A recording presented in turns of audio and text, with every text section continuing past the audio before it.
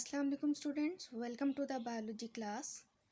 आज हम class 9th biology के चैप्टर नंबर 1 के टॉपिक लेवल्स ऑफ ऑर्गेनाइजेशन का न्यू लेवल स्टार्ट करने जा रहे हैं, जिसका नाम है कम्युनिटी लेवल। कम्युनिटी किसे कहते हैं? Assemblage of different populations interacting within same environment. कि एक ही इन्वायरमेंट के अंदर जब डिफरेंट पॉपुलेशंस इकट्ठी हो जाएं और आपस में इंटरेक्ट करें तो उनको क्या कहते हैं कि वो एक कम्युनिटी बना रही हैं।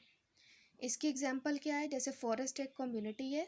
फॉरेस्ट के अंदर प्लांट्स भी होते हैं, एनिमल्स भी होते हैं, डिफरेंट तरह के माइक्रो ऑर्गेनिजम्स होते हैं, फंजाई भी होती है। तो इस तरह ये सारी पॉपुलेशंस मिलकर क्या बनाती हैं? एक कम्युनिटी यानी फॉरेस्ट बना देती हैं। अब कम्युनिटी में एक पॉपुलेशन इंक्रीज़ भी कर सकती है और दूसरी डिक्रीज़ भी कर सकती है।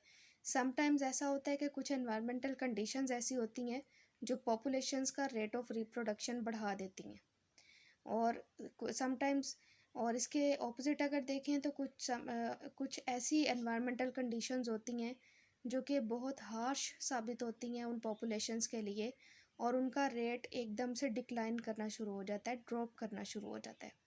तो इसीलिए हम कहते हैं कि कम्युनिटीज़ में कि पॉपुलेशन का नंबर इंक्रीज़ भी कर सकता है और डिक्रीज़ भी कर सकता है। फिर हम आते हैं टाइप्स पे कि कम्युनिटी की डिफरेंट टाइप्स होती हैं। एक होती है सिंपल कम्युनिटी और एक होती है कॉम्प्लेक्स कम्युनिटी। सिंपल कम्युनिटी कौन सी होती है? जिसमें नंबर ऑफ़ पॉपुलेशंस लिमिटेड होता है, यानी उसमें इतनी ज़्यादा पॉपुलेशंस नहीं होती, और जो पॉपुलेशंस होती हैं उनमें नंबर ऑफ़ लिविंग ऑर्गेनिजम्स भी इतने ज़्यादा नहीं होते।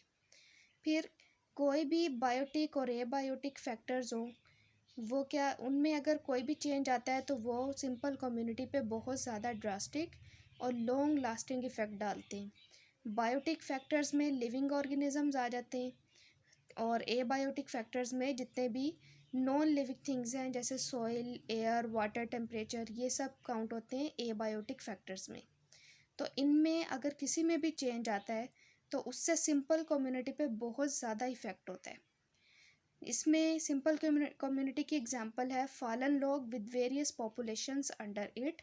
कि अगर कोई ट्री लॉग अगर कहीं पे गिरा हुआ है और उसके नीचे डिफरेंट पॉपुलेशंस अगर ग्रो कर जाएं, जैसे डिफरेंट वीड्स अगर ग्रो कर जाती हैं या एल्गी ग्रो कर जाए, फंजाई ग्रो कर जाए, तो ये एक सिंपल कम्युनिटी बनाते हैं कि जिसके अंदर बस थोड़ी बहुत पॉपुलेशंस हैं जो एक फॉलन लॉग के नीचे ग्रो कर रही हैं।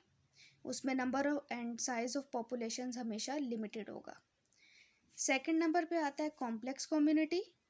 कॉम्प्लेक्स कम्युनिटी में number and size of populations हमेशा अनलिमिटेड होता है, कि बहुत ज़्यादा पॉपुलेशंस प्रेजेंट होती हैं और उनमें ऑर्गेनिजम्स भी बहुत ज़्यादा होते हैं। अब जैसे सिंपल में हमने पढ़ा कि बायोटिक एंड एबायोटिक फैक्टर्स में अगर कोई चेंज आता है तो वो सिंपल कम्युनिटी पे बहुत ज़्यादा इफ़ेक्ट डालता है।